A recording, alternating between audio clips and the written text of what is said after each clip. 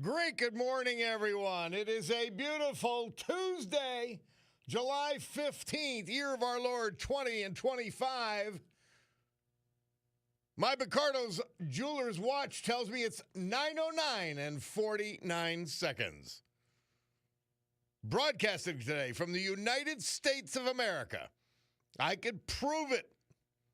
We have people in the White House who actually care about Americans. What a novel idea. The United States of America. Founded with a certain knowledge and understanding by our incredible founding fathers that the government is not, shall not be, cannot be our parent, our guide, our salvation, our direction. Not any of these things, but is nothing more than a necessary evil we require to organize and protect society. The United States of America, the country where, for the first time in human history, freedom was declared to be an unalienable right, granted to each individual by God. Freedom was not something that would be parceled out to groups. It was not something that could be controlled by government or government officials. Our great American Constitution, it ensures and codifies freedom of speech, freedom of religion, freedom of association, economic freedom, and yes, freedom of the press. If they use it to lie, we'll get through it, I promise. Now, armed with these freedoms, and only because they had them, a ragtag bunch of immigrants, rejects, and their progeny created the richest, most powerful, most culturally diverse and accepting nation ever to grace our planet Earth. America, the only place specifically invented and designed so that every American can live their life in the manner they choose, unlimited by their background, upbringing, race, color, or creed, unhindered by the government or those who would use government to control others for their own comfort, benefit, or power. Well, this Bob Cordaro show, it will always be convincingly conservative, lovingly logical, proudly and passionately patriotic, and reliably right. And so we gavel to order this meeting of the Club for Common Sense, promising you a sanctuary of sanity for the balance of this morning. And it's good to be back in the studio. I loved being at Camp Freedom Friday. Man, did I love it. Now, yesterday,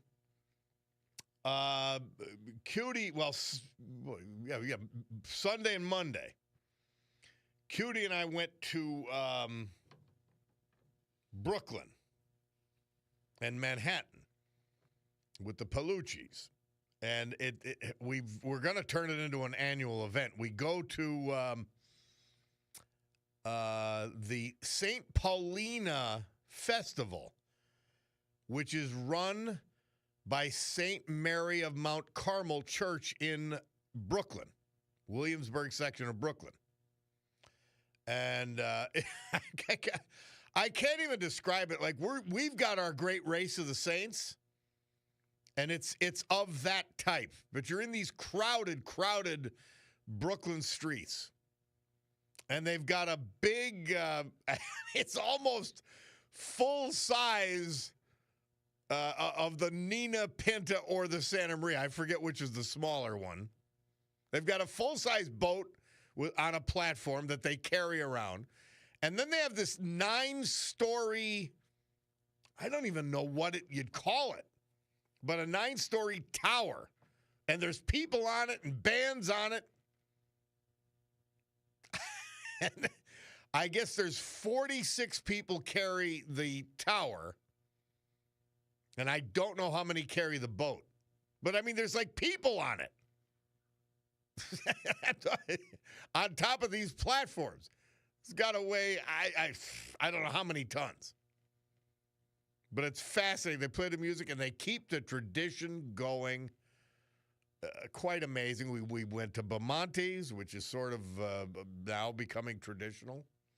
Old school Italian restaurant in Brooklyn there, Williamsburg section. And then we stayed in Manhattan and went to a restaurant in Manhattan that night. Well, just a fabulous trip. You notice, so I go in to buy a cigar. They have a Davidoff store. Now, you can't get Davidoff here. I go to Steamtown Cigar and I get my Ashtons. But you can't get a Davidoff. So there's an actual Davidoff store. I just happen to walk past it. And I go in there and I'm talking to the guy, and the prices are, they're knocking your eyeballs out. But I say to him, this is it? And it is my favorite cigar, the mild versions. He said, we have 40% tax in New York City, the 5 boroughs. 40% tax. He said, I can't even tell you to buy them here. It's 40% more just with the taxes. And now they want a communist to run Manhattan and New York? Wow. He said, I hope I survive. And we had that conversation. He goes, I don't know. If he wins, I don't know. I've got 6 more years till I could retire. I don't know if I'll get there. Isn't that crazy? Anyway, I mean, New York it's great to be there. It's not something like in the old days that drew me to it. Years ago, even if I didn't have business to do there, I was just drawn to go to New York. I was drawn to go to Philly, drawn to go to D.C. They just don't have much interest to me anymore. I'm telling you, it's crazy. They're just not as nice. I noticed a lot of empty storefronts on Avenue of the Americas, like one of the main thoroughfares. Didn't walk Fifth Avenue much. The main high-end retail corridor, but 6th Avenue is as high-end as they get, and there was a lot of empty storefronts. More to come if this clown wins. It's scary stuff. Let's go to our friend Bill from Pittston. Hi, Bill. How are you, man? I'm doing good. Oh, he's going to my way now. Yep. All right. Very good, Bill. What's happening, man? Yeah, I've been going crazy trying to figure out Carmela's relationship with her dad. And I've read some stuff like when they asked him, when she was talking about being a family of slaves, and he said, we were never slaves, we were slave holders. And then the other one was, are you black? He said, no, I'm Jamaican. But I found this fascinating. When someone asked her if she had ever smoked marijuana, she said, are you kidding? Half my family's from Jamaica. And he wrote an op-ed I remember attacking that, her. yeah. That was like unbelievable, saying that he was humiliating her family and stereotyping the worst of being Jamaican, that his ancestors were spinning in their grave, and he disassociated himself with her. And I just thought that what an insight to that relationship, or lack thereof relationship, what that says about her. Well, it's hard to have a pandering fool for a daughter, but I mean, you should love her anyway. She's got to pander to anybody she has to. I mean, to this day, because she thinks, I might be relevant again someday. It's scary stuff. Scary. Yeah, the other thing that's haunting me. But now, Bill, more importantly, you're driving yourself crazy finding out about this relationship. I think we need to talk. I think you're right. I mean, if this is a sort of an absolute priority for you, we do need to talk. Okay. How much do you charge by the hour? That's all I need to know. Very expensive, but very good.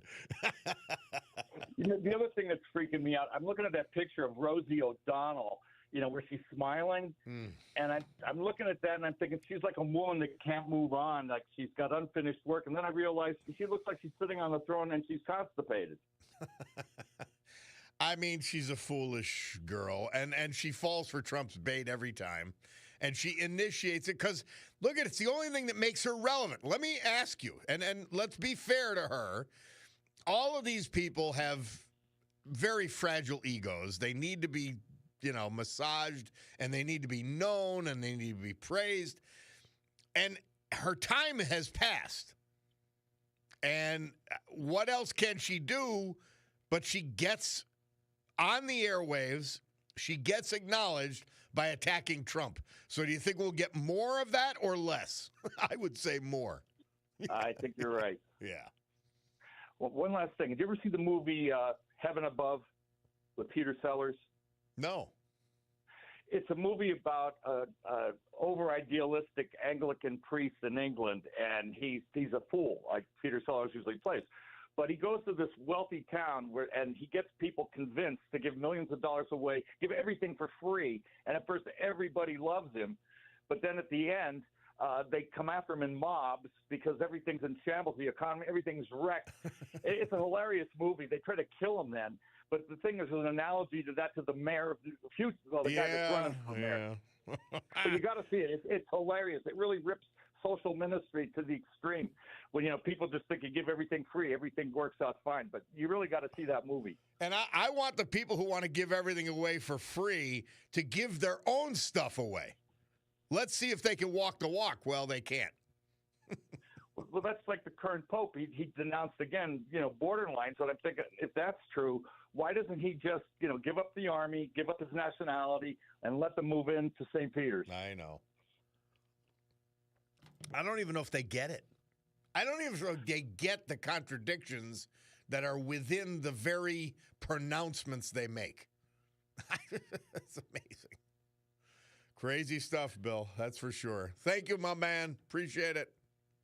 Yeah, my pleasure. Thank you, sir. All right. We'll take a break. Bob Cordaro, WILK. I'm back. We had that Monday off, but we're here. God willing, the rest of the week. Let's hear from our great sponsors. A little history, a little music, and then you at 570-883-0098.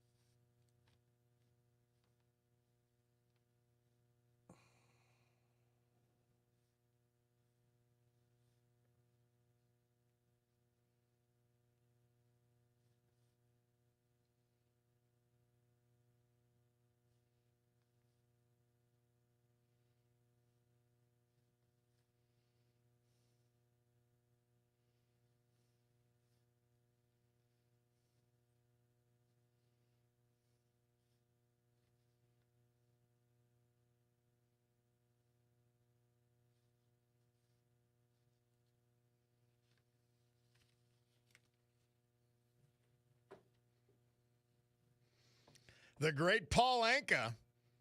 He debuted, Murph tells us, this date, 1957, on the charts with his first single. That song, Diana, and Richard Nixon telling the country he's going to China. The former Red Baiter was going to he was going to talk to China. By the way, not a bad idea at the time, but you see how there are unintended consequences to everything.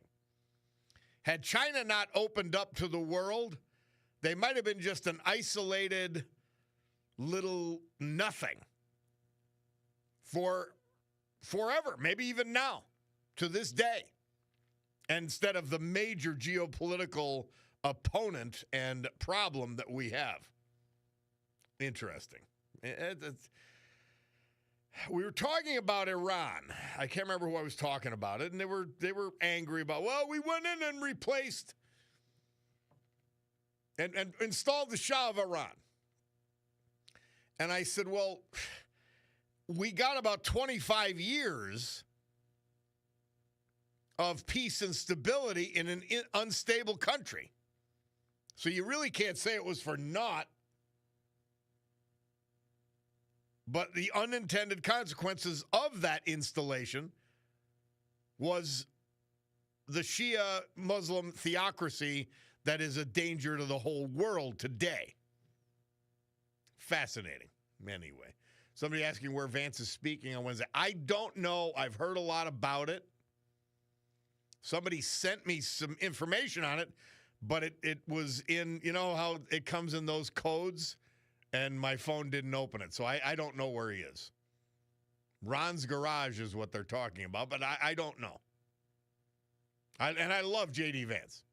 I love him. Hey, Mary Teresa has sent in July 15th. Mother Teresa, St. Teresa, will do it early. She says, rigorous poverty is our safeguard. We do not want, as has been the case with other religious orders throughout history, to begin serving the poor and then gradually moving towards serving the rich. In order for us to understand and to be able to help those who lack everything, we have to live as they live. The difference lies only in the fact that those we aid are poor by force, whereas we are poor by choice. The incredible Saint Teresa. Thank you, Mary Regina. Happy to have it back. Hey, Babylon Bee out last week, and I saw this, and since he's doing a charm offensive, he's on with Sean Ryan on his podcast, his great podcast, but I don't think he's a probing questioner who's going to call him on all his lies, but it says, Gavin Newsom declares California a sanctuary state for child slavery. Yep. Somebody had texted in, Bob, for the first time in history, we have a Democrat Party and media that promotes and supports illegal immigrants that are drug dealers, rapists, and murderers over ICE and law enforcement. Unbelievable. Yeah. It's insane. It is actually. See, you actually have to check yourself. You say, well, wait a minute. They must have a point. There must be a point. There must be a reason. But there isn't. That's how insane it is. That's how insane the Democrat Party of today is. Fighting like animals, tears in their eyes for illegals and violent illegals. It's beyond comprehension. Now, that's why I say you need a sanctuary of sanity. That's why we provide it. Because these people are, in fact, insane. Let's go hear from our sponsors. The Bob Cordaro Show. We'll be back with our Veterans Tribute, the weather, and a couple special features after that.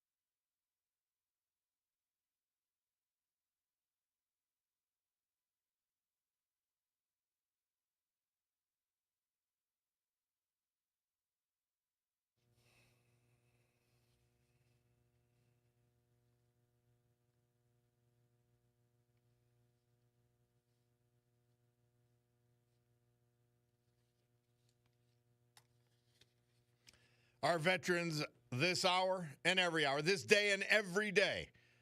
Brought to you by our man, John Basiliga, and his incredible family of companies, including Eastern Roofing Systems, Jessup.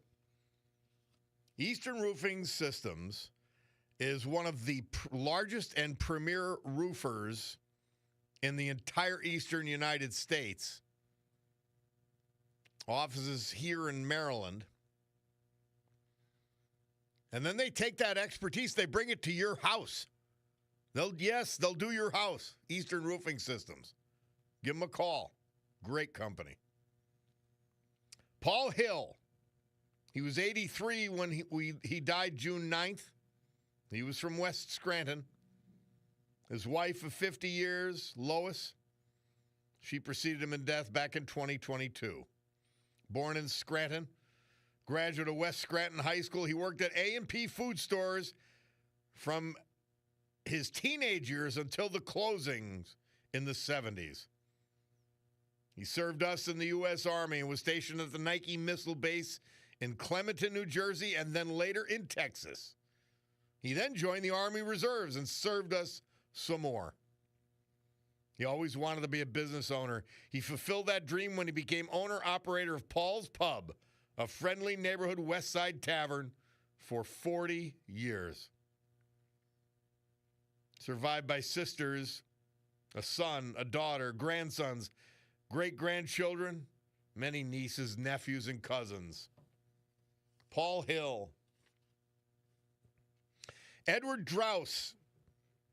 He died June 17th. He was 79. He was from Avoca. Born in Taylor. After high school, he proudly served this country in the United States Army. He worked passionately running his company, Drouse Vending and Amusements, with his father until 1995. He then worked for local labor union and the Bell Mountain Farm as property manager until he retired in 2022. He loved to fish. He was a member of the Scranton Masonic Lodge. Tragically, he was preceded in death by infant twin boys and his granddaughter, Tiffany Drouse. Surviving to cherish his memory is his loving wife of 50 years, Leslie, his daughter, sons, grandchildren, and great-grandchildren. Legacy for Edward Drouse. Our great veterans this hour, brought to you by our man John Basiliga and his great Eastern Roofing Systems. From meteorologist Joe Snedeker. Today, morning fog, then sunny, hot, and humid with a chance of a shower, 90. Tonight, partly cloudy, 70. Wednesday, clouds and sun with spotty showers, 88. Thursday, partly sunny with showers and thunderstorms likely, 88 degrees.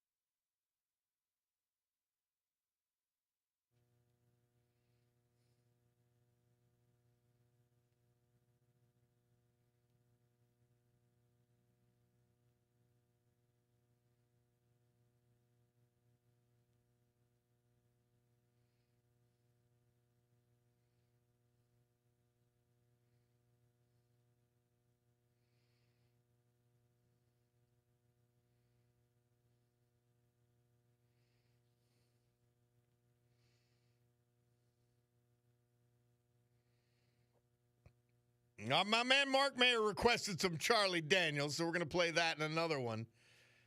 Next hour, what would Charlie Daniels do? Bob Cordaro, WILK, we're back. Hey, Dave McCormick, our new senator.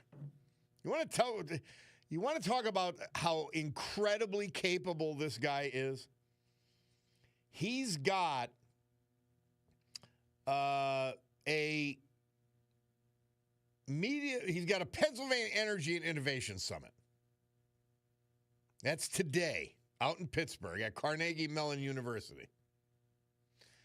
And all-star cast speaking in the morning and then the afternoon. And Donald Trump is going to be there. And to put this kind of thing together, you have to have juice and respect of so many people. It's remarkable. And it's important, too. Pennsylvania is one of the energy capitals with our natural gas. We should be driving the AI future, and he knows that, and that's why he's doing this. So big event out in Pittsburgh by our guy, Senator Dave McCormick. We love him. We really love him. We are so lucky to have him. Oh, by the way, after 10 o'clock, we're going to have Rick Bigelow on. Operation Husky, the invasion of Sicily in World War II. Fascinating. Somebody texts in the New York mayor race already transforming the Democrat Party into the new Socialist Party. So sad. No one in the Democrat Party seems to care. They're actually jumping on the bandwagon. And by the way, I would say to any of these Democrats, what's the difference between your voting record and who you follow now than Mamdani? Tell me. I don't know. I cannot discern the difference between a Democrat and a communist right now. Tell me what the difference is. I don't know. I really don't. Tom from Dallas says Democrats don't know what a woman is. How are you expecting to know what a concentration camp is? Yeah, to throw that out there, they're actually saying that Alligator Alley is a concentration camp. That's a sign of deep mental illness.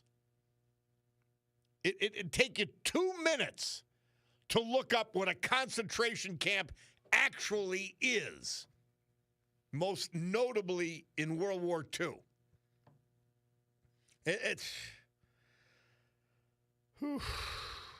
These are truly, deeply, and fundamentally sick people. And I watched Mamdani over the weekend. They started asking him, well, what about this intifada that you don't condemn, refuse to condemn? Intifada means it means war against us, the people they consider infidels, which is all non-Muslims. Oh, they'll get to their fellow Muslims later. By the way, the Islamists, they'll get to their fellow Muslims later if they don't subjugate themselves to them. But they're going to go through Jews and Christians first. But they ushered him off stage, and he's got this fake smile now. Now you know it's fake.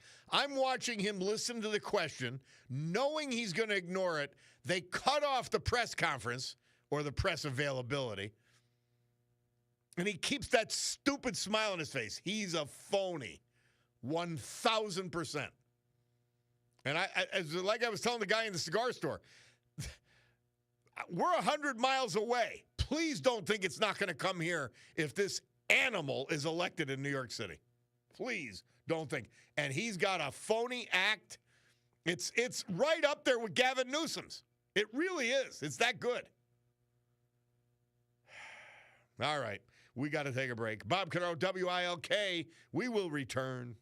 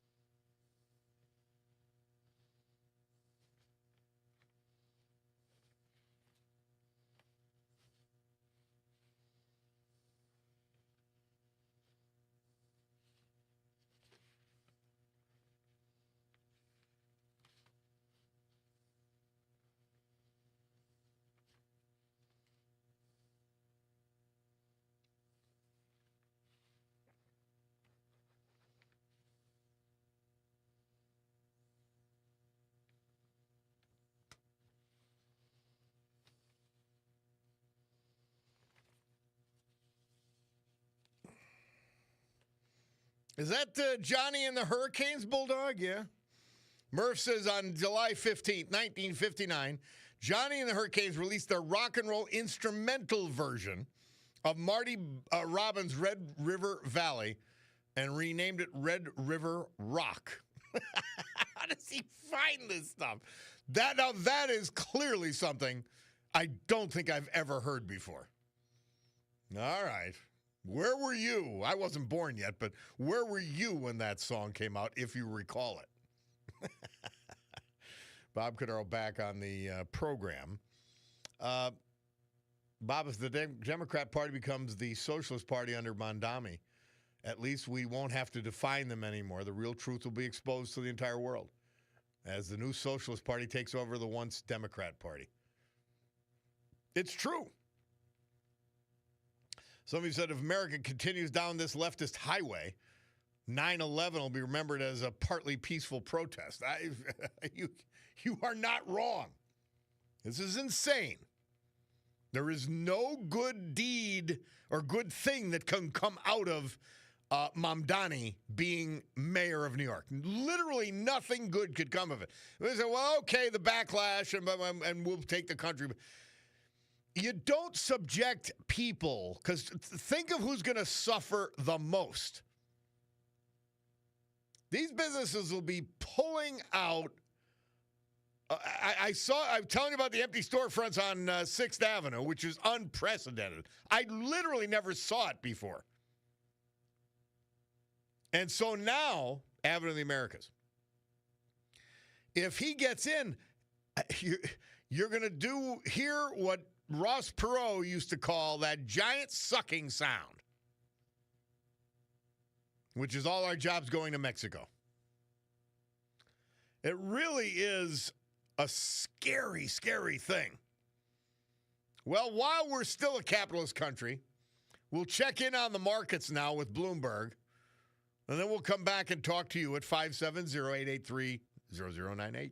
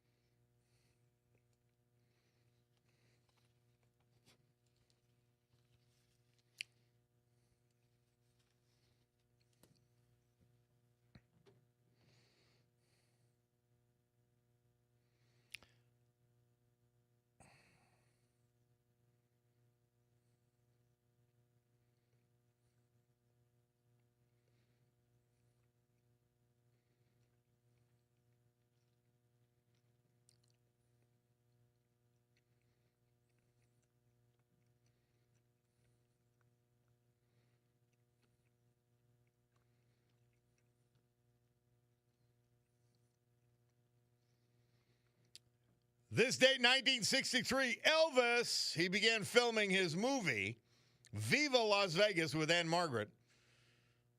Murph tells us when the wedding scenes were filmed, the tabloids took the photos and claimed that Elvis and Anne were really married. Fake news in 1963. Viva Las Vegas. And MSNBC, which is now turned into a complete and utter disgrace, launched this date, 1996. You heard some of the news when the news reader told you about the Bob Dole campaign. Bob Dole. He was running against Bill Clinton. And at least that turned out to be true. They were actually a news. I used to watch it. It was an actual news network at that time. I don't know where they thought they were going with Microsoft. That part of it never worked out, and they kept the Microsoft in there for whatever reason. That's the MS in the MSNBC. But, yeah. Somebody texted in. I'll check this out for you. Bob, 81 North at the airport exit is at a dead stop. We'll find out what that's all about. They says the Democrats already have a socialist senator and presidential candidate in Bernie Sanders. Plus, they did come out as Democrat socialists in the past several years. Mondani is the next level of socialist, much more to the left. Pretty much where the party is today, Bernie's almost a moderate. Isn't that insane? I have a little clip of Bernie. I'm probably not going to get to play it today. He's talking about these billionaires. These billionaires they've got houses all over the place, and we've got homeless. A few years later, he's asked, Bernie, how about your 3 houses? He goes, well, they're very nice houses. I am a United States Senator, after all. I mean, he's got 3 houses, and he's talking about the billionaire class. Remember, it used to be the millionaire class until Bernie easily surpassed the millionaire status. Now it's the billionaire class. What a disgraceful, I'm just a buffoon. And the sad part is he has all his marbles. But he's a complete buffoon. Mr. Paul reminds me that Mayor Cognetti was on this morning on the morning show. So she talking about pools and splash pads.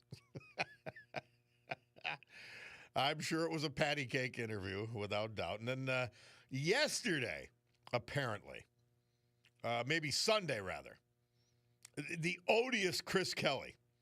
Another attack column on Bresnahan, Rob Bresnahan. It's unbelievable. Still talking about voting to cut Medicaid, the lie. Yeah, Big Cat wants to know, how does Bernie afford 3 houses on a senator's salary? And by the way, even to maintain them. Now, he sold a couple of books. That was his scam. About how to tear down the capitalist system that was making him rich. Yeah, that's what he did. These people, it's insane. Somebody texted in, Mark Levin said Mamdani is an Islamist Marxist. To call him a socialist is way too nice. I'm down with that. Look at if on almost everything, if Mark Levin says it, it is so. But somebody texted in that Kelly belongs in a straitjacket.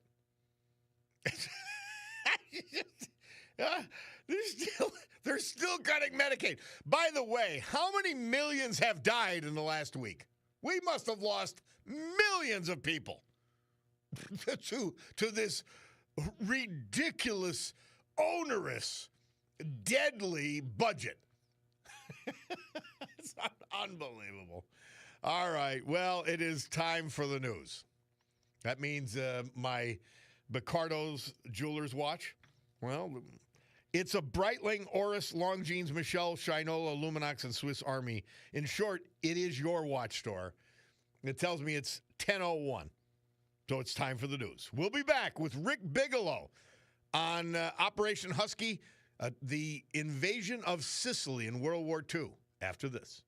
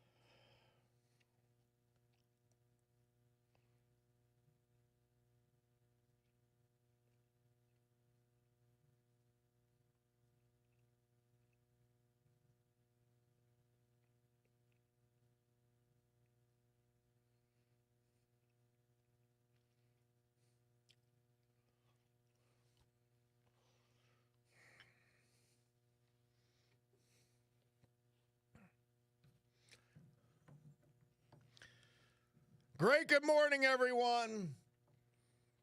My Picardo Jewelers watch tells me it's 10:09 and 24 seconds here in the great Northeast this beautiful Tuesday, July 15th, 2025. This is the Bob Cordaro Show.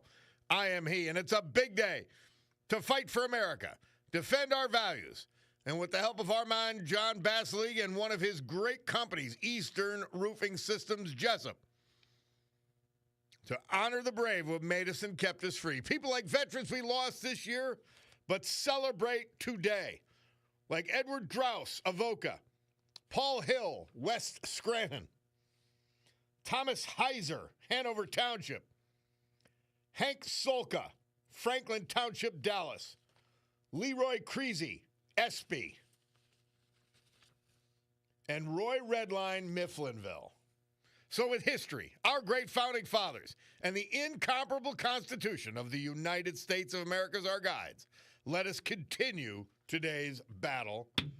Gaveling back to order this meeting of the Club for Common Sense, and letting you know that our man Rick Bigelow, he's on the job. And he's ready to tell us about the invasion of Sicily, critical in the war. We'll talk about all that right now. Rick Bigelow, welcome back to the Bob Cordaro Show. How are you, my friend? I'm doing fine, Bob. Glad to be with you. Hey, all right. So we win and, I guess, get control of Africa. Well, now we've got to go to the belly of the beast, and Sicily's been the traditional attack point. You could take it from there.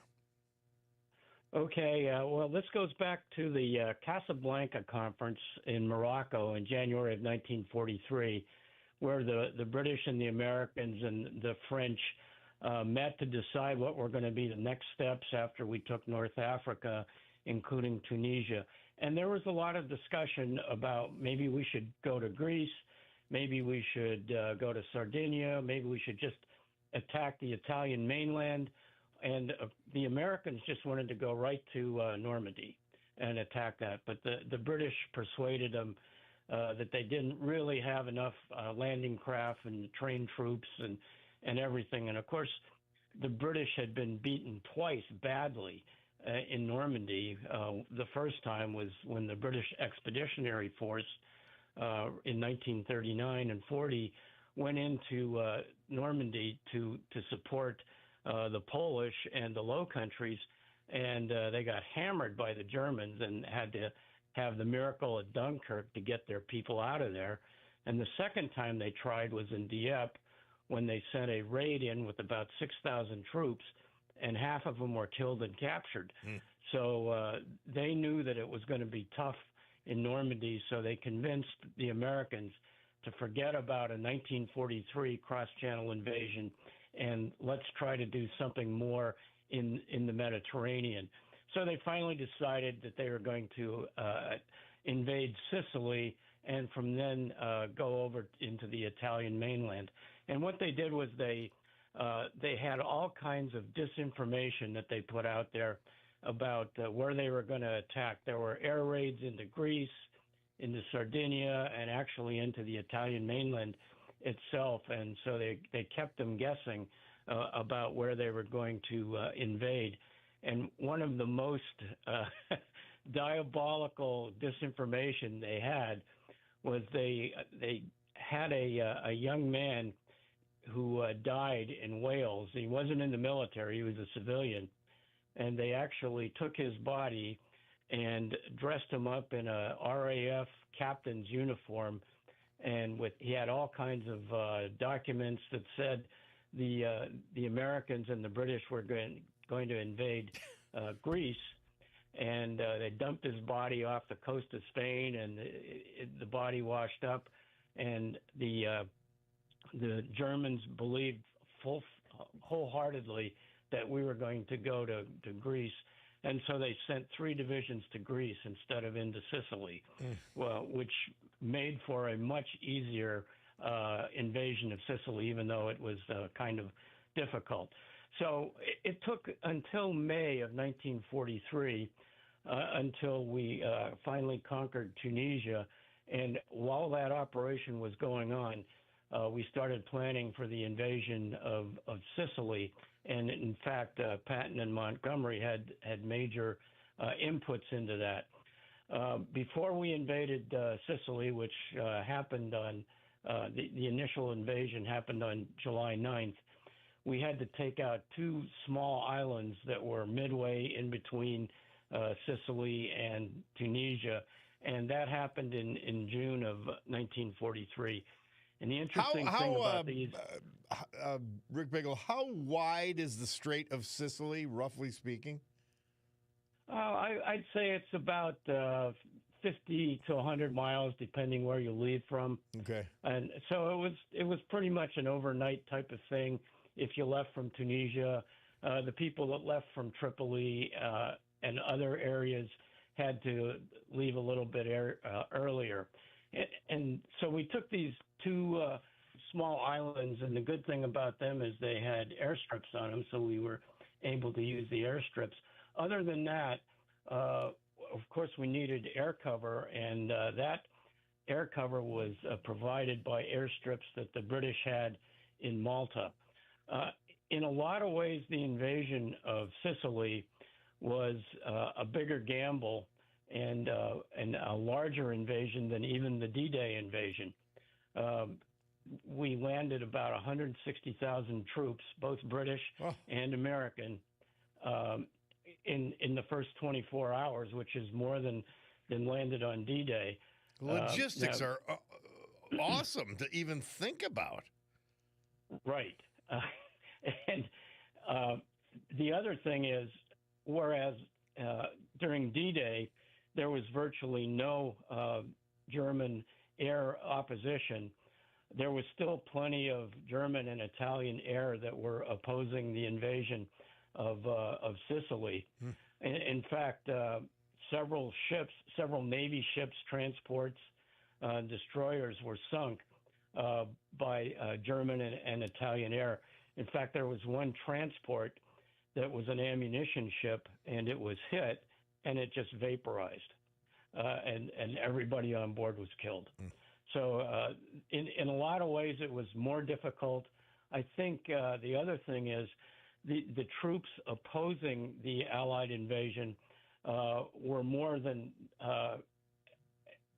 generally you go for a 3-to-1 advantage in an amphibious invasion, but there were over 200,000 Italian and German troops on Sicily at this point in time.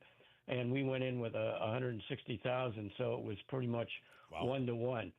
Now, having said all that, the capabilities of the Italian troops especially weren't very good. A lot of the Italian troops had pretty much checked out of the war by this point in time.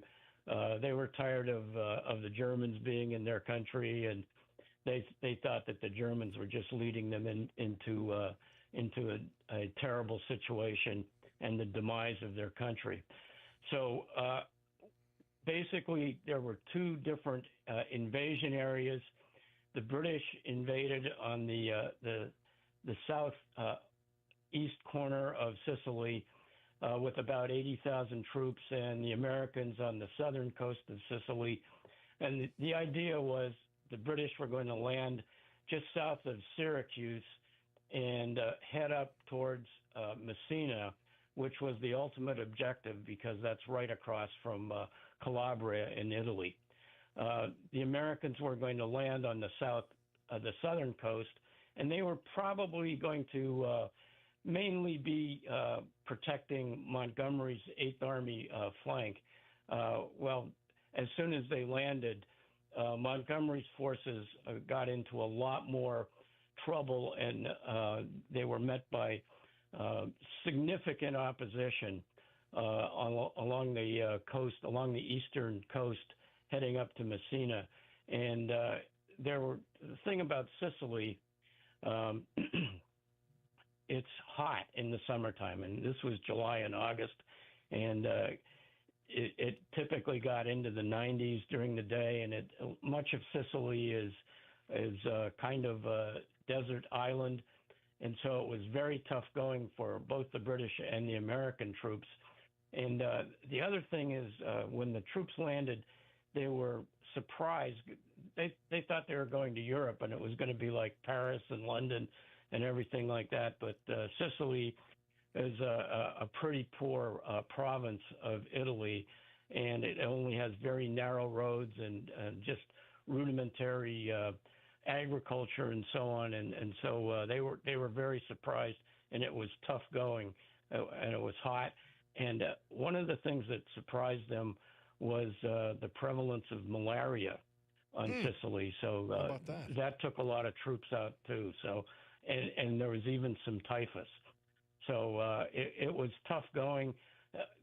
The British ran into significant opposition initially, and the Americans had a little bit easier time on the southern coast of Sicily. But as soon as the Germans and the Italians figured out that this was the main invasion and not just a feint, the Germans started sending more troops in, and they even sent some airborne troops in. And there were counterattacks against the Americans and the British troops.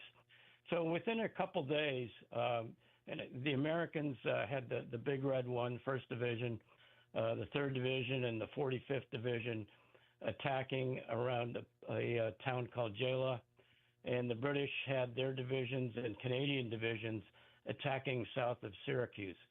The Americans made pretty good progress, but within a day, the Germans counterattacked. The Germans always counterattack, and the Italians counterattacked the British. The British kind of got bogged down. One of the things that is key to the topography in Sicily is Mount Etna. Mount Etna is kind of between Syracuse and Messina, and there's only narrow roads that go through to coastal towns going up to Messina. So the British had a tough time, and they made very slow progress. And at one point in time, Montgomery decided he couldn't go all the way up the coastal roads to Messina, so he got permission from Eisenhower to go make an end run around Etna, and so he took off to the west to make an end run. At that point in time, Patton decided, and it was approved by Eisenhower and British generals, that he should go to Palermo. Palermo being the largest city in Italy and Sicily, and so that's what he did. He moved up very quickly up to Palermo, and one of the things that really surprised him was how happy so many of the Sicilian citizens were to see the Americans there, because they were very anxious to get rid of the Germans, and of course a lot of the American soldiers and Mussolini. Yeah. Yes, yeah. I mean, Mussolini was not particularly popular in Sicily, and by this point in time, Mussolini had been in power for about 20 years. So, 20 years of any leader is going to wear thin a little bit. But a lot of the American soldiers were Italian Americans, first and second generation Italians, and many had family in Sicily. So they had a bond with the citizens of Sicily that really the British and the Canadians didn't have, and certainly the Germans didn't have. So that was a big advantage for the American troops. Rick Bigelow, was Patton that much of a genius and that much of an incredible leader that what we see in the movie Patton and what we read, Monty's bogged down and he is just going great guns, and the American Army is just going great guns. Was he that good? He was aggressive, and I think in warfare, the very aggressive troops often are the winners. Mm-hmm. And so he was very aggressive. One thing they said about him, when it paid to be aggressive, he was aggressive. When it paid to be more laid back, he was aggressive. So, and I think his guts in our blood, right? His guts in our blood. Yeah.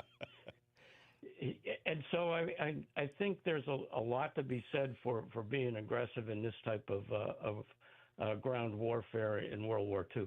Today, I'm not so sure because the weapons are just so lethal.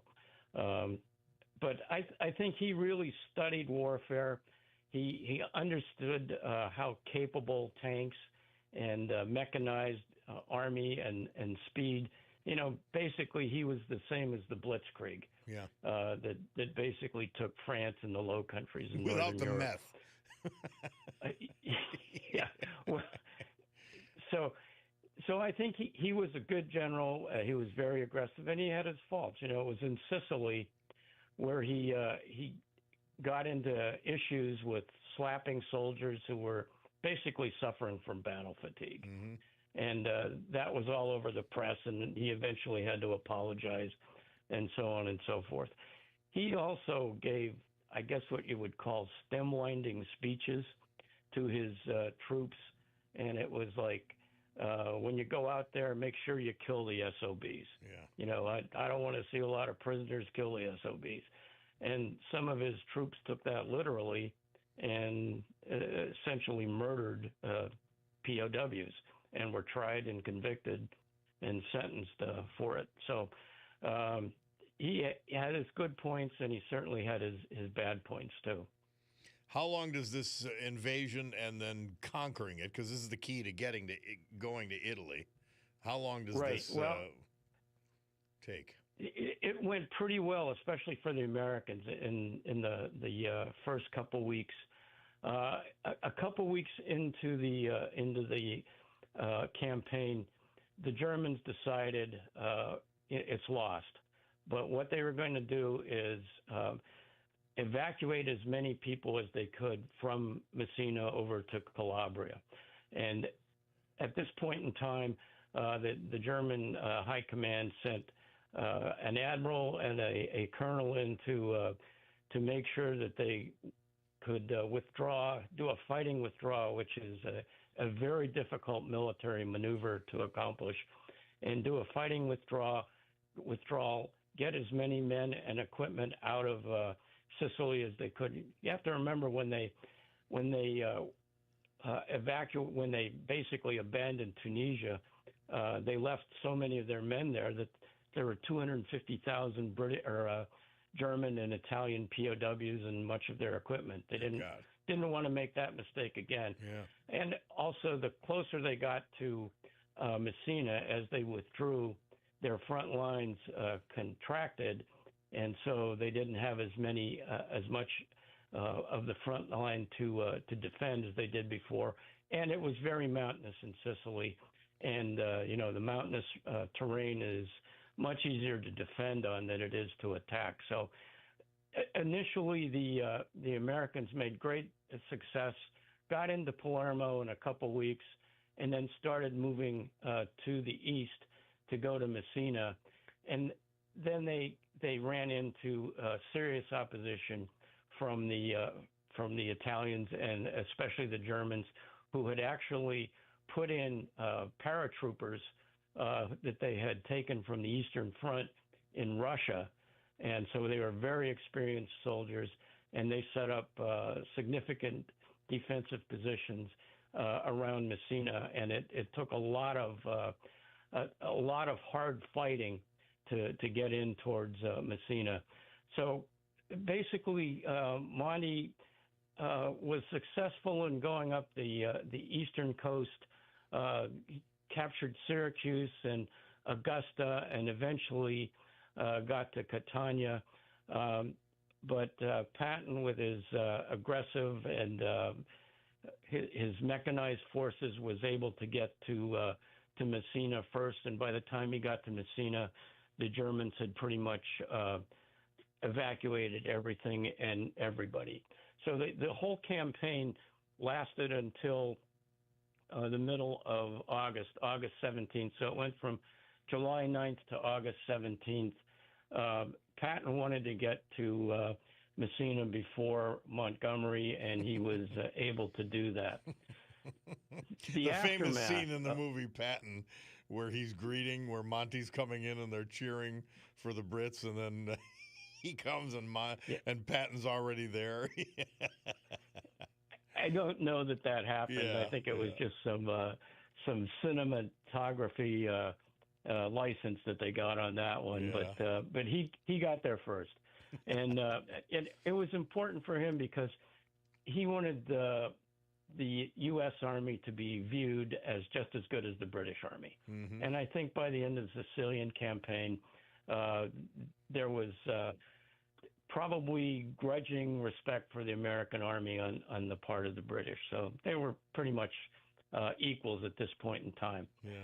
So the aftermath of the campaign in Sicily, it had been costly. The whole campaign in North Africa, the British, French, and Americans lost something like 1,000 KIAs and significant numbers of wounded and prisoners.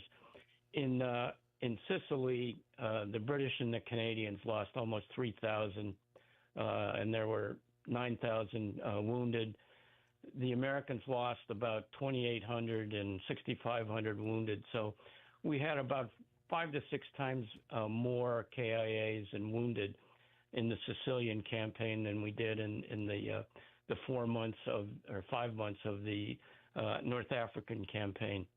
The Italians suffered 4,700 killed, 32,000 wounded, and 117,000 MIAs and POWs. In reality, a lot of the Italians just took off their uniforms and went home. Yeah. The Germans lost 4,300, 1,300 wounded, and another 10,000 POWs. The aftermath is that for the first time since 1941, the Mediterranean was now fully open to Allied ships, which meant ships could go up the Suez Canal through the Med from India and the Far East. So that was good.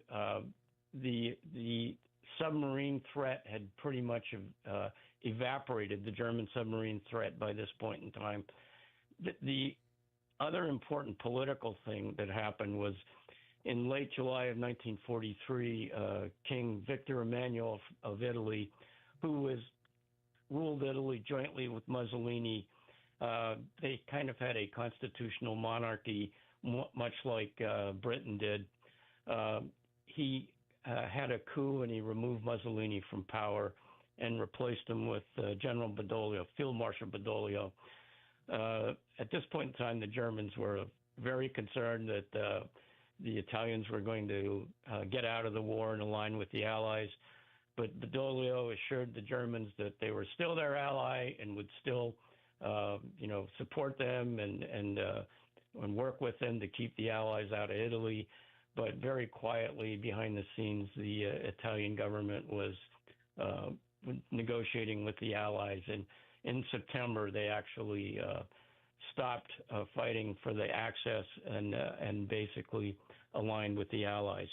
At this point in time, in mid-July, the Germans took control of all the defenses of Italy.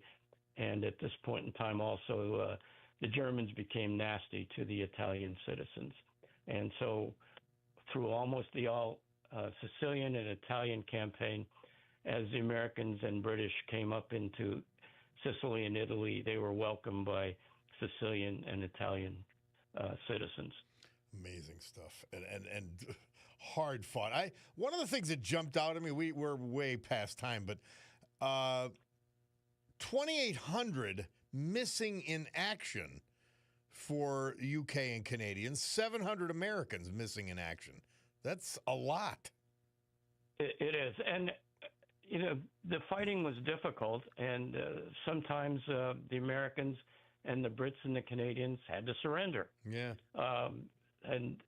So they wound up as POWs and eventually made their way into POW camps in Italy, northern Italy, and then into Germany.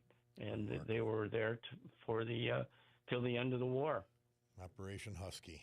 Rick Bigelow, thank you very much, my friend. Always a great pleasure having you on. I didn't want to interrupt you, so we went over, but much appreciated.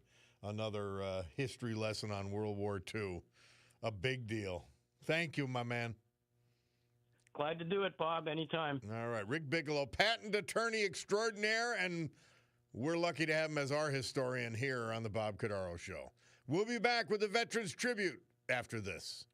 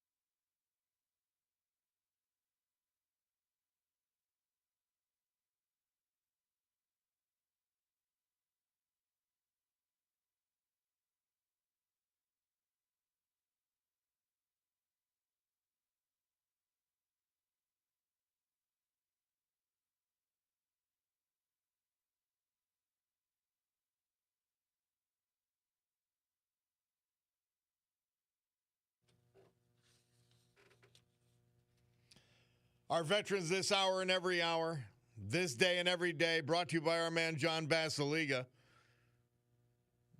And Basiliga Hospitality, My parents and I and the Martins went with Cutie to, we had a great dinner at a Terra, and then went downstairs and watched one of the best Frankie Valli, I guess you'd call them imitators, but one of the great Frankie Valli shows you will see anywhere. It was a fabulous night, Friday night, between Atera and Sergey's. Thomas Edward Heiser. He was 84. He was from Hanover Township. We lost him June 14th. He was born in Wilkes-Barre, survived by his wife for 58 years, Mary Frances Heiser. His children also survive him, as do 4 grandchildren and many other family members. He's attended Wilkes-Barre Township High School and then served us in the U.S. Army. Mr. Heiser worked for Air Products for 33 years until his retirement in 1999. Member of St. Leo's Holy Rosary Church in Ashley. In retirement, he enjoyed cooking and baking, especially pineapple squares. Thomas Heiser. Hank Solka. He died June 13th. He was 79 years old. He was from Franklin Township, Dallas. Born in Wilkes-Barre, graduate of Kingston High School and the Wyoming Valley Technical Institute.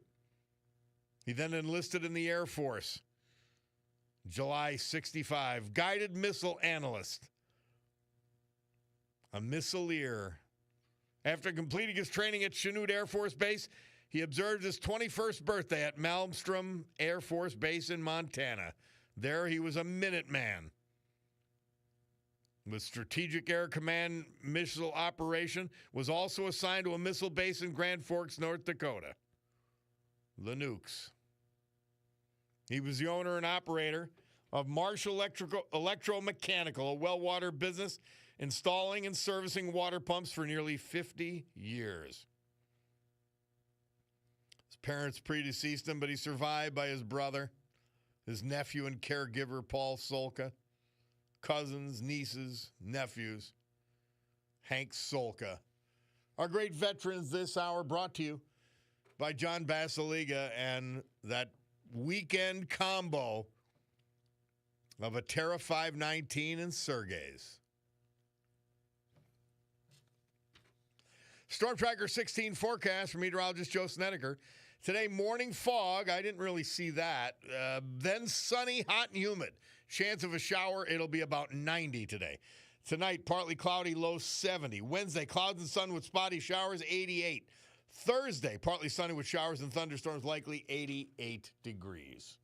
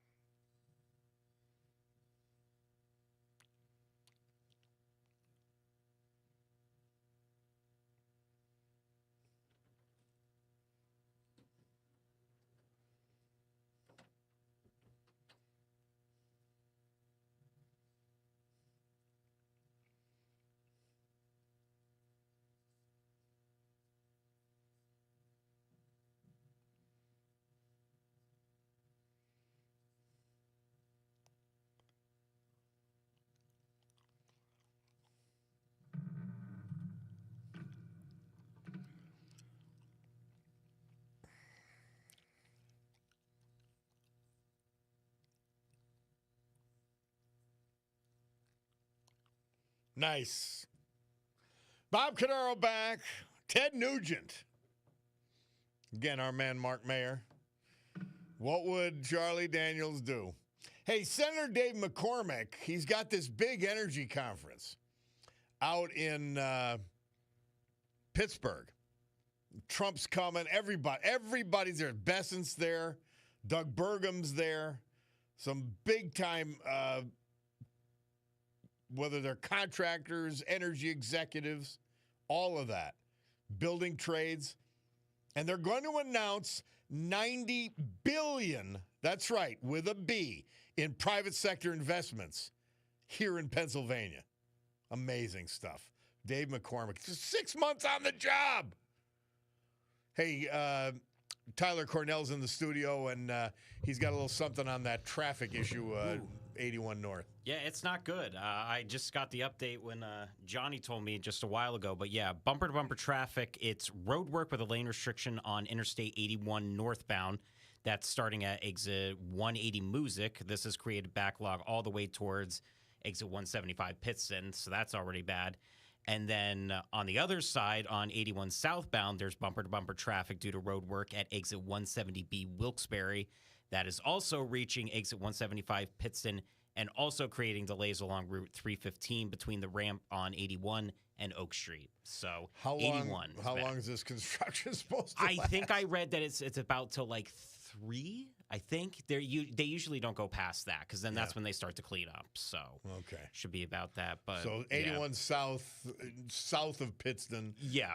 And 81 north of Pittston. Disaster. Yeah, basically Pittston is like the epicenter, and it's just both ways. It's just not good right now. So believe it till about 3 o'clock. It should be kind of like this right now. So sorry to report that, but hope everybody just drive safe and take your time. It's what it is. Tyler Cornell, thank you very much. Bob Cordaro Show, we're going to take a break on to hear from our great sponsors. We have a little bit of Bloomberg to find out what's happening in the markets. And avoid 81 anywhere near Pittston, anywhere near Avoca, anywhere, not within the sound of my voice, but only in the middle. We'll take a break and be back.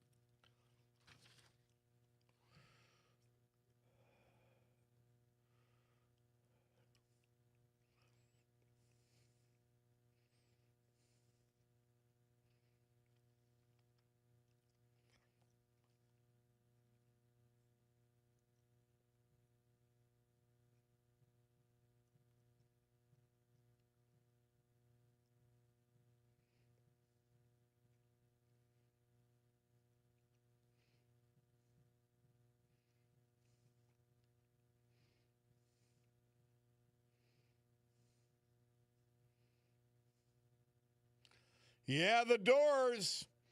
Murph tells us this date, 1967. The Doors' self-titled album reached the top 10 album charts as well as their single, Light My Fire, at number 8. Bob Cordaro back with you on WILK. Bulldog, we have to finish with We're an American Band by Grand Funk Railroad, although there are great songs for the rest of this hour. Murph with a great line. In fact, he told me, he said, if I went beyond 1974 with the music list, it'd be double. There were that many great songs on this date. Something about July 15th, right? Hey, I talked to you about it. We had him on the air, my nephew Rocco Cordaro, and he suffered a sort of a big-time shoulder injury. So the big fight that was taking place at the Holiday Inn the big fights that were taking place this Saturday at the Holiday Inn, they had to cancel it. It's part of boxing due to Rocco's shoulder injury. So if anyone got their tickets at Dunmore Lumber, they can stop by for a full refund. Yeah, that's a shit. I heard that on I guess last Friday. And, so disappointed. I was dying to see Rocco fight, dying to see the card up at the Holiday Inn and how they stage it and all that kind of thing. But unfortunately, it ain't happening. So no fights this Saturday night. And you get your, if you bought your ticket, by the way, only if you bought your ticket through Brother Ron or whoever at Dunmore Lumber can you go to Dunmore Lumber and get a reimbursement. You can't go there if you bought it somewhere else. Somebody texts in, I don't understand Pennsylvania. In New Jersey, I work for a bridge painting company. We would have been crucified if we closed a major road during the day. Huh?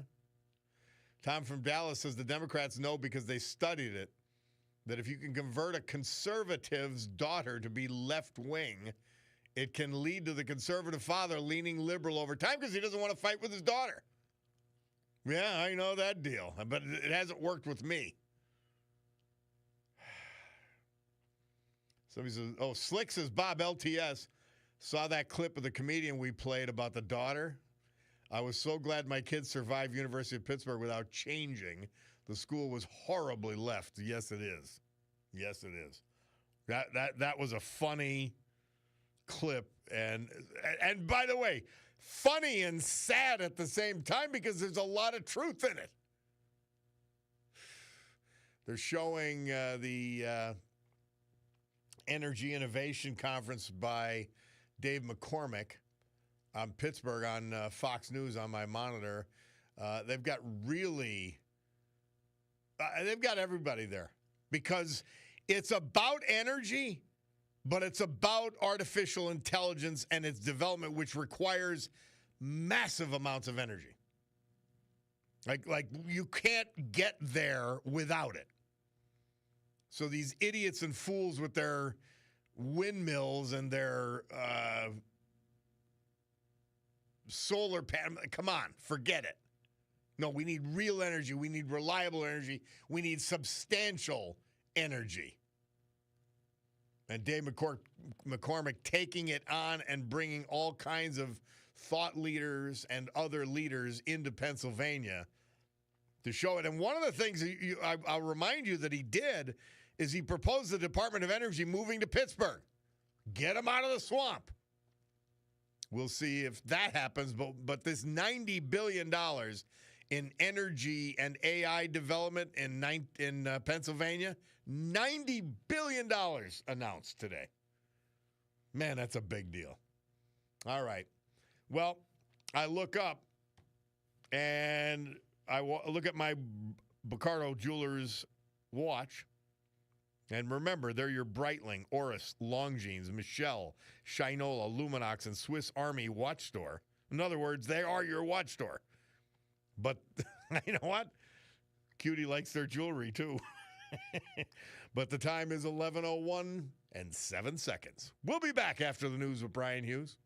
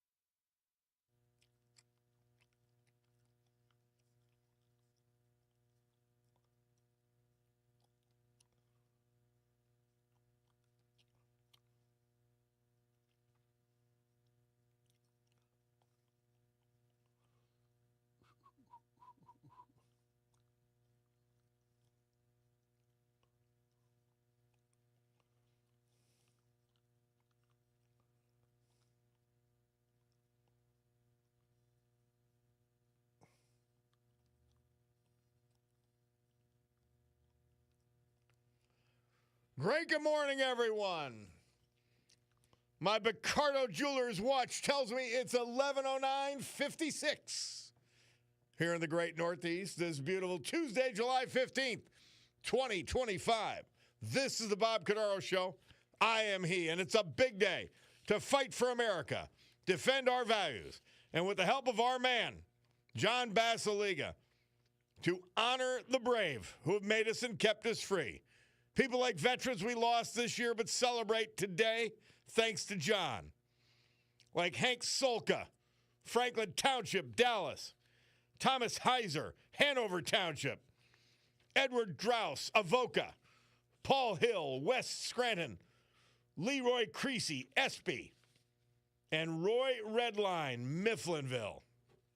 So with history, our great founding fathers, and the incomparable Constitution of the United States of America as our guides, let us continue today's battle. Gaveling back to order this meeting of the Club for Common Sense, promising a sanctuary of sanity for the balance of this morning, this hour, and warning people it's not a safe harbor for stupidity. We love you, but we don't have the time. Okay? That's the deal. So we're back. Now, last week, I think it was, I am going through news, which I do all the time, and I noticed something that just warmed my heart. We see all this resistance, which is disgraceful, to federal authorities who are trying to do their jobs. Well, that's not the case here in Luzerne County because we've got a great DA, Sam Sanguadolce, and he is on the case all the way around regarding illegal immigrants and illegal immigration and assisting our federal authorities. District Attorney Sam Sanguadolce, welcome to the Bob Cordaro Show. How are you? Thanks for having me, Bob. I'm great. Tell me your I guess it's your statement. I mean, the funny part is you're not doing anything extraordinary. You're doing the job. But it is extraordinary in context. Well, I mean, it all started. In fact, we're allowed to assist federal agencies in all kinds of ways, except it seems we need a special permission to assist ICE or Homeland Security when they're going in to get an illegal immigrant that they believe has committed a violent offense or is wanted for a violent crime or drug trafficking or something like that, because locals are not permitted to enforce immigration law. Huh. Amazing. So tell me that, all right, what have you instructed your office to do, and where do our local police forces stand on all of this? So the short version of a long story is, basically that this got started because I used to be the solicitor for some local municipalities, and one of our local police officers pulled over a vehicle. The driver was clearly not the owner, could not produce identification or a driver's license. The vehicle was not registered or insured. So he was trying to figure out who he is. The town actually ended up getting sued by the ACLU because they claimed that the local officer was enforcing immigration law, and the town ended up having to pay $40,000. So my primary action was really a defense from my detectives. If we're designated with ICE, then we are allowed to enforce immigration and can detain so that we can conduct an investigation if for no other reason than to identify people. That's how it started. And then it evolved into, different, this 287G program, which for us, we'll be provided ops plans when they ask us for assistance. And if it's under the right circumstances for my people, it's going to be drug traffickers and violent criminals. And we will assist in, number one, keeping the officers safe, keeping the public safe, and or removing violent criminals that don't belong in the country. Luzerne County District Attorney Sam Sanguadolce is on the line with us. Isn't that your job? I go back and you look at these people opposing these arrests and opposing this effort. I mean, that's to keep the people of Luzerne County safe which is what you swore to do when you took office. Yeah, that's correct, Bob. I'm a little perplexed by the opposition. I mean, I don't understand, especially since we're talking about people, they're raping children, committing violent acts, stabbings, shootings, trafficking fentanyl. I don't care if they're American citizens or not. I mean, you don't want them on the street, right? So that's, my primary focus is to keep people safe. And this was just another tool in the bag. And like I said, I don't need special permission to help the FBI get a violent criminal, but somehow with ICE, we actually do. And this was the program to allow it to happen. Tell us how has the relationship been working so far? I'm sure they're tickled pink, particularly with this insane opposition to ICE renting facilities in Luzerne County. But they must be tickled pink that you're excited to work with them, not just willing to. Absolutely. As you can imagine, they're like every law enforcement agency, they're understaffed. And when you're taking on someone, number one, who's violent or a criminal, and number two, obviously doesn't want to be removed from the country, you think about it, every drug dealer we take out, up the chain, it costs tens of thousands of dollars in profits for the traffickers. So, they need substantial backup to keep the officers safe, to make sure nobody in the area gets hurt. So I think, number one, the relationship has been great so far. And number two, I want to remind people, I get these emails and I read articles and comments with, people this almost universal hatred for ICE agents as though they're out there attempting to violate people's rights. These are fathers and sons and mothers and daughters. They have families just like us. They have sworn to protect the Constitution. I don't know a single one of them that's out there wanting to violate anyone's rights. So, they're following the direction. They're the same agents that worked under the Biden administration and the Obama. The president doesn't come in and wipe everybody out and hire all his new people. These foot soldiers are the same people. Yeah. They just turn everything upside down. And when you say it's universal among a percentage of the population that has gone lunatic left. Normal people are saying, wait a minute, even in polling, even in biased polling, they are saying they want illegals out of the country. They want illegal criminals out first. And you're just helping to do that job. And that's our focus. I think, like I've said in other media outlets, we don't have the resources to be out there sweeping warehouses or construction sites or anything like that. But I think I should emphasize that it's incumbent upon Congress. People should have a right to be here and to work and to earn a better living and prove how great America is. And it's up to Congress to allow that to happen, pass some laws that allow them to be here. I know that there were programs before that have gone, back and forth. But as far as, sneaking into the country illegally and then, expecting to stay, it isn't legal. It's just, there's no way to do it. We got to know who's here. We got to know who's in the country and, what it is you're doing. Sam Sanguadolce, do you find it funny, the conversations you're having? You just had to say, well, they're in the country illegally, which means they're here illegally. And you actually have to say it in the face of this lunacy. Right. And really shame on our government, because I know that I know immigrants, I know students that are here that have tremendous trouble. Part of this program, I've actually been able to help people stay in the country that belong. I have contacts now that allows that to happen. We want good people here. Doesn't everybody want that? Yeah. And I think, all four of my grandparents are immigrants, and because of our immigration system, my grandfather had to wait in the old country for 2 years. He was married to my grandmother who was here, and it took 2 years for him to legally get here. So it's something that's especially sensitive to me, that I want to look out for the people that belong here. But if you're committing violent crimes, I'm sorry, I got no sympathy for you. Amazing stuff. Well, we thank you for the job you're doing and what you're doing to keep the streets safe with illegal criminals. I don't know. I'm among the many that don't even understand what the argument is. Truly don't, which probably means there isn't one that's legitimate. But we appreciate you doing your job, Sam Sanguadolce, very much. Thanks so much, Bob. All right. Sam Sanguidolci, our district attorney in Luzerne County. We'll be back on the Bob Cordaro Show after this.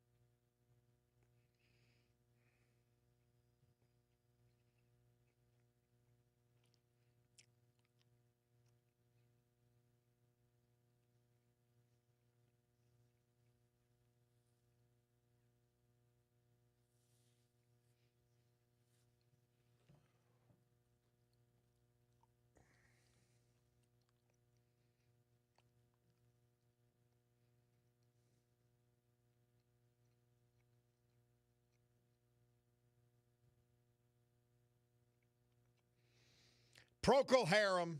Murph tells us this date, 1967, they moved into the top 10 charts with that anthem. It's reached that level. It was number 10, A Whiter Shade of Pale.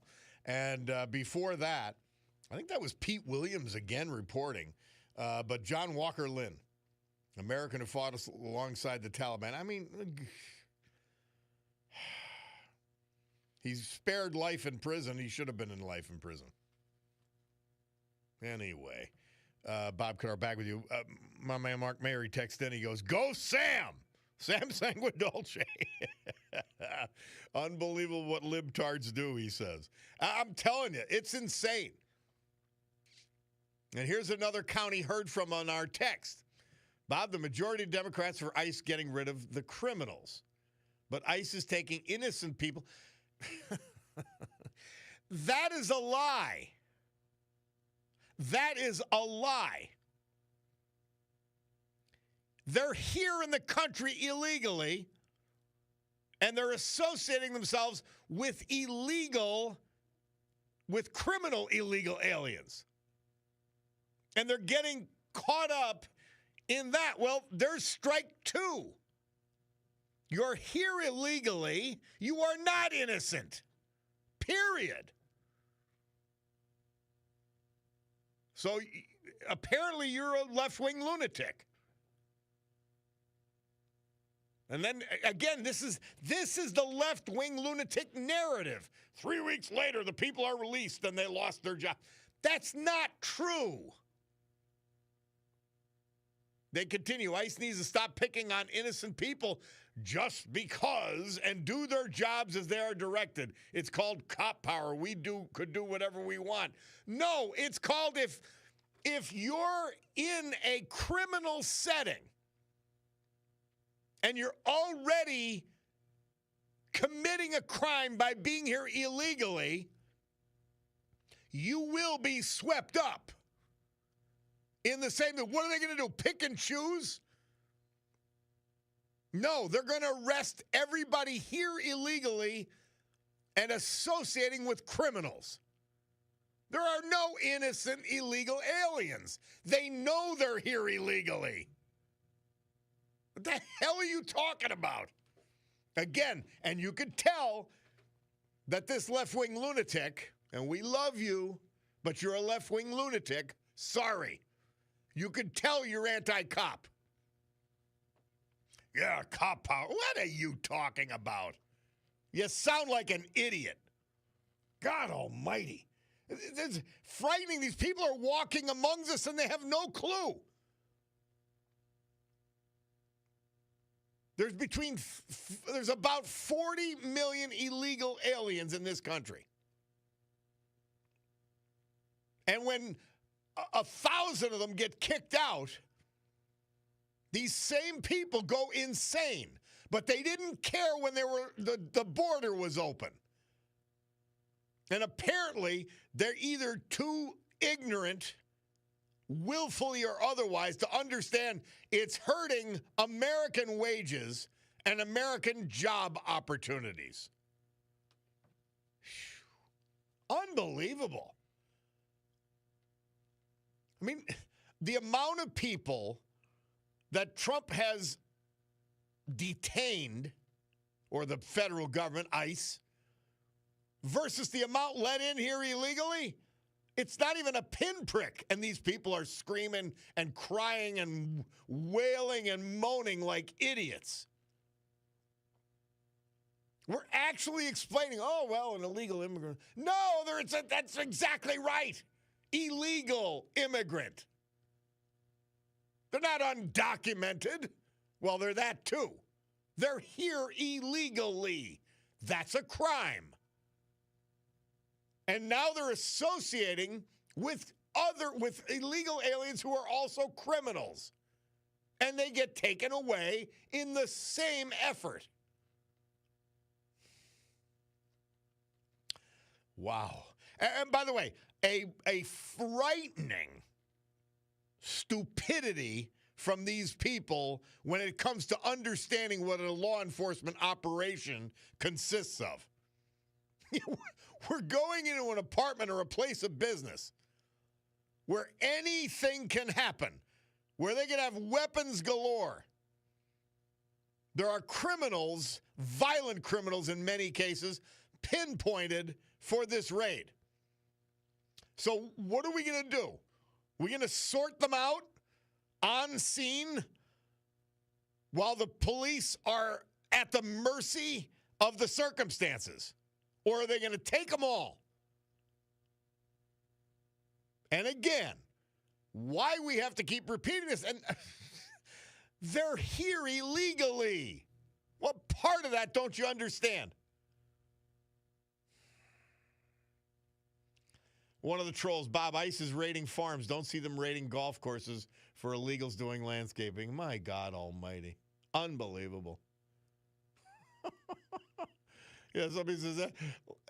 LMFAO. Laugh my bleeping butt off, Bob. They're going to start doing eeny, miny, mo with the immigrants to pick who stays. I mean, it's insane. These people are insane.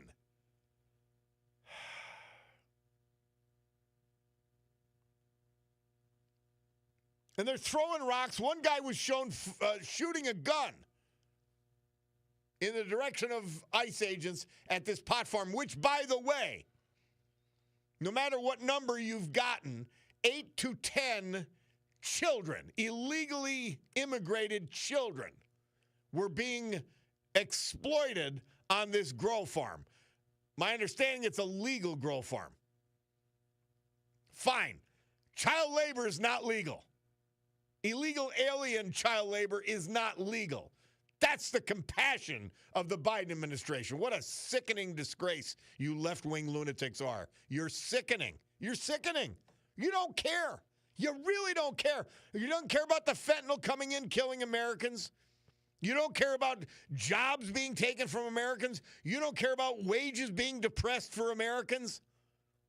And you don't care about the victims of illegal immigrant criminals. You don't care. I don't understand. Oh, but you're the compassionate one. Yeah, I get it. Man, my Mark says I need sensitivity training. I may. I want to be beyond. I want to be sensitive to criminals. Yeah, that's what I want to do. I want to. Oh. Listen, there is nothing that you people have nothing. Nothing. And you got to make it up. Yeah, they're trying to arrest a. Oh, God. Scary stuff. God bless the ICE agents. God bless the DEA agents. I'm not a big fan of the FBI hierarchy, but I think they're getting cleaned out. Unbelievable. Anyway, it is time to hear from our sponsors. And we'll come back. We'll do our final Veterans Tribute of the day, the weather. We'll hear a little something, funny or otherwise. And then we'll be back. It's the Bob Cordaro Show.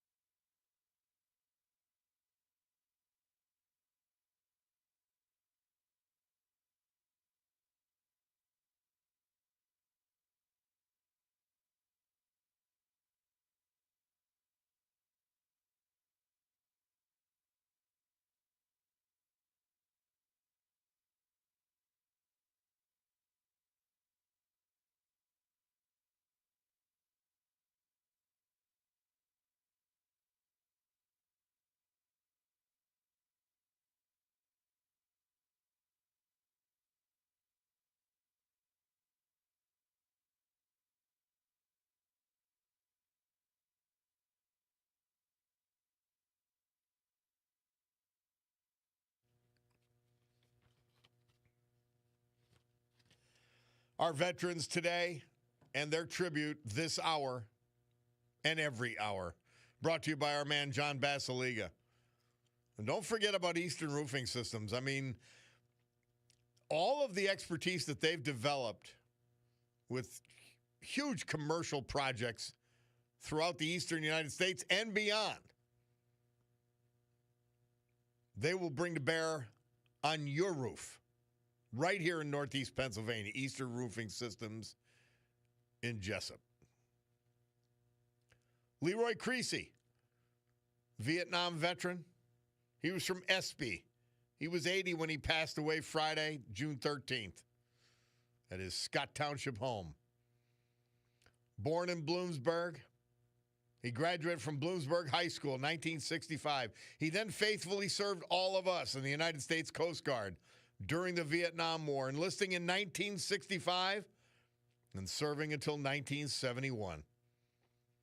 In 1972, Leroy married his loving wife, the former Debbie Gulliver. Leroy worked for more than 30 years at Ace Industries in Milton and was last employed at Bloomberg Mills for 10 years until he retired in 2010. Member of St. John Lutheran Church, Espy, member of the Espy Fire Company, past member of the former Liberty Fire Company, and a member of the Bloomsburg American Legion, the great Bloomsburg American Legion. He had a lot of hobbies and things he liked to do. He loved Lionel trains. Surviving him, his beloved wife of 53 years, Debbie, 2 sons, and other family members. Leroy Creasy. Roy Redline, Navy veteran, avid hunter. He played the banjo. He was 87. He was from Mifflinville. He died June 7th. He was born in Mifflinville, graduate of Mifflinville High School, class of 55. Proudly served us in the United States Navy aboard the USS Olmsted. In 1960, he wed the love of his life, the late Marion Casion Redline. Together, they shared 60 years of marriage and raised their family. Roy was a member of Ebenezer Faith Bible Church and the Mifflinville War Veterans. Longtime employee of Pennsylvania American Water. He played the banjo, he played the guitar, hunting, golfing. Survived by 3 children, 3 grandchildren, and 4 great-grandchildren, as well as other family members. Roy Redline was preceded in death by his wife, Marion, back in 2021. Also tragically preceded in death by an infant daughter, Holly, an infant grandson, Stephen, and other family members. Roy Redline. Our great veterans this hour brought to you by our man, John Basiliga, and his great company, Eastern Roofing Systems. Storm Tiger 16 forecast from meteorologist Joe Snedeker. Today, morning fog, then sunny, hot, and humid with a chance of a shower, 90 degrees. Tonight, partly cloudy, low 70. Wednesday, clouds and sun with spotty showers, 88. Thursday, partly sunny with showers and thunderstorms, likely 88 degrees. So a hot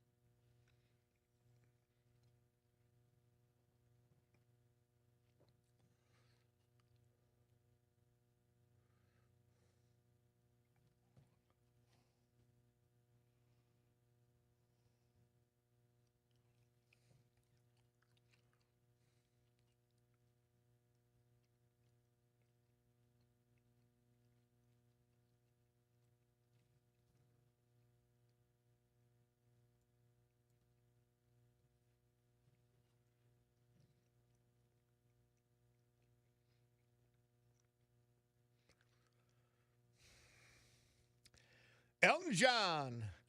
Murph says this date, 1972, he had the #1 album with Honky Chateau. Rocket Man, the song he chose. Bob Cordaro back. By the way, big decision, which, I mean, again, a statement of the obvious. The Supreme Court says Trump can fire bureaucrats, including those at the awful Department of Education. Remarkable. AJ texts in, he goes, is driving without license, registration, or insurance considered undocumented driving? How would you get treated? I love that. That is so smart. You're an undocumented driver. I got to hope to remember that. How do you think that's going to work out? What do you think? How's that going to work out for the American in the car? I'm beside myself with these people. It's just an idiocy at a level that you can't even, I don't know, you can't even make it up. Somebody texted in, Bob, good for Sam. Sangua Dulce, I'm with the ICE and police. We need to continue to make America sane and livable again. Our grandparents fought and died for this country. The illegals did not. We need to be fair, but that includes to ours. Another smart point. But that includes being fair to our citizens. Which, by the way, is your first job. That's your job. They continue, enough for the freebies for all. We paid for our freedom with wars, and these left-wingers should think about that. They don't think about anything. LTS back at you. It's absolutely insane. Tom from Dallas has a video, which, by the way, you'll have to send via email. Robert.Cordaro, Cordaro, at Odyssey, AUDACY.com. And tell me about a 95-year-old World War II veteran. Now, I may have played that, but I want to see it. I want to see it. Navy guy, good comment. Bob, if the golf course landscapers were dealing drugs there and trafficking kids, you're damn right ICE would raid the golf course. You are right, Navy guy. Somebody pointing out, not necessarily apropos of anything, that Keith Eckel from Eckel Farms, great guy. He stopped planting tomatoes years ago because of not being able to get enough migrant workers to pick them. Well, there's special, by the way, just so you know, I have no idea what the economics of that whole thing was, but there are special programs where you could have foreign workers. They're documented workers in farming and in other jobs. So just remember that. But the listener continues, I used to work packing tomatoes at Eccles Farm in summer when in school. Was a good first job. I understand that the work ethic is not what it was in this country. I get it. So the solution is legal immigration. What's wrong with legal immigration? I don't understand. See, again, this is why you get into these ridiculous arguments. When I was county commissioner, somebody gave me this. It was and I put it there in my office, and it was a framed saying. It says, "Be careful of arguing with a crazy person, lest the people walking by don't know the truth, can't tell the difference." How do you do that? Oh, Lord. Yeah, I want to say undocumented drivers. I love that. I'm going to go be an undocumented driver, and I want to see how many clowns are going to protest for me. You know the number? 0. They're only there if you are illegal. Then they're there for you. Because if you're American, they give 2 spits about you. They give two spits. Oh, Lord. So Trump could fire the people at the Department of Education, which, I mean, we knew that already. Oh, yeah. By the way, we talked about that rescission package with a couple of different guests. That's the $9.4 billion rescission package, which we hope is just the start. And that is now being considered procedurally in the Senate. We'll find out. All right, we'll take a break. We'll be back. It's the Bob Cordaro Show.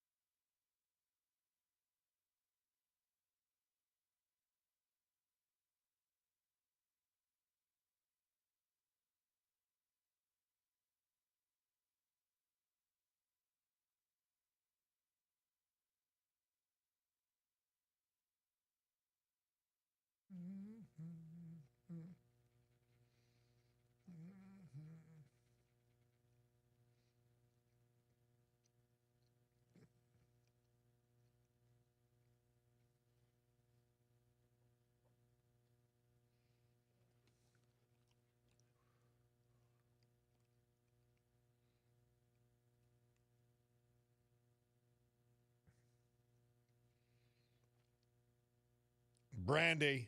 Looking Glass is the band. Murph says this date, 1972. That great song moved from number 12 to number 5. And again, I always remind you, that was people going to buy the records. Hey, the All-Star Game is in Atlanta this year. Now, you want to talk about a perfect illustration of the lying left, okay? Remember Stacey Abrams with the, because Georgia had passed a law where you actually had to be an American and you had to live in the district where you were voting and identify yourself? Yeah. Remember they canceled the All-Star Game in Atlanta because of her and the idiots like her? Major League Baseball caved like a cheap suit. Well, they're having the All-Star Game there. Oh, boy. With all the oppression going on in Georgia, they're still going to have the All-Star Game. Maybe we're making some progress. I don't know. Somebody says, Bob, send it home to the liberals. How about being an undocumented gun owner? Amen.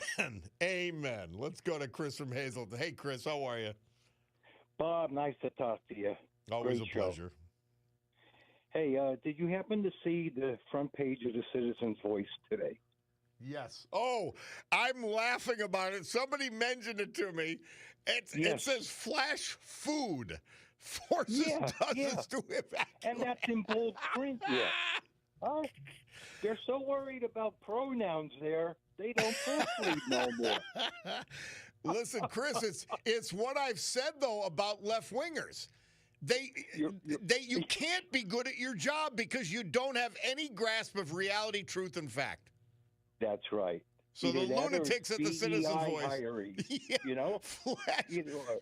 Oh, flash food forces dozens Yeah, of. I don't buy that rag anyway. I don't like the editorial board or Kelly or any. I just saw it on the counter when I was having breakfast this morning, and I figured, oh my God.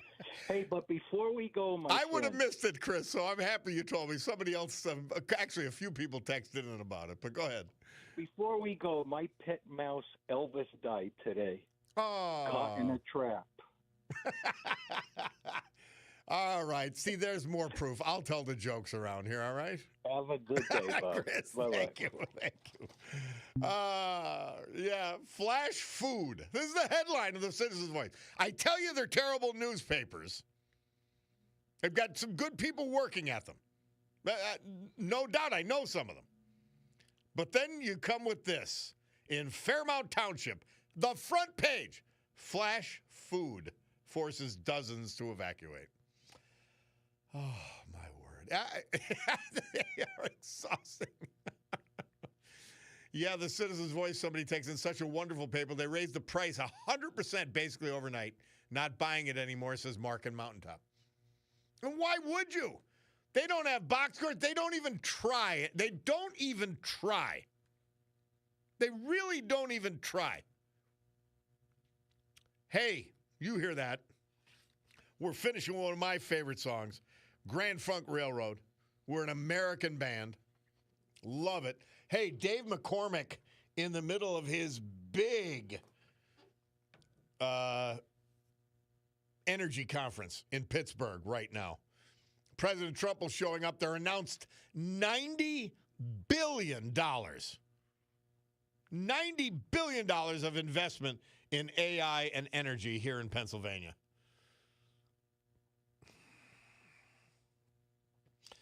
Somebody accenting what I said about Atlanta and the All-Star Game. In Georgia, they said it was racist what the Republicans were doing to vote, but the very next election, they had a record number of African Americans voting. Just another lie, like you said, says Tom from Dallas. They will keep lying. And then the people who support them are lying to themselves. Why? That pathology, I do not understand. I do understand this because Murph tells me this date, 1973, Grand Funk released their album, We're an American Band, and that amazing song was one of the main songs to be played. Final mention of our vets today. Men we lost this year, but celebrate today, thanks to John Bassaliga. Hank Solka, Franklin Township, Dallas. Thomas Heiser, Hanover Township. Edward Draus, Avoca. Paul Hill, West Scranton. Roy Redline, Mifflinville. And Leroy Creasy, Espy. Amazing veterans. Man, I got to tell you, I was overwhelmed almost the entire 3 hours of the show Friday from the great Camp Freedom. And if you weren't listening, at Camp Freedom, I walk in and I got my case on, or carrying my case. And one of the great veterans there, he says, "You got that look of every single gunny sergeant I ever had." He was a Marine. And after I laughed, obviously, and then later I told him, I said, I wasn't blessed to serve. I said, but you just gave me maybe the greatest compliment I've ever had in my life, bar none, that I look like a gunny sergeant. Well, Dave McCormick, we'll hope to get him on soon to talk about this conference and the results that came from it. He's an amazing senator. We told you about him and how great he is. And wow, amazing. Great stuff. Well, it's time to look at my watch, my Picardo's Jewelers watch store time. Yeah, it's 12 noon, which means we got to go. God willing, I'll be with you tomorrow morning. The Sue Henry Show next. Rob O'Donnell after that. But for now, we gavel to a close this meeting of the Club for Common Sense. Have a great afternoon.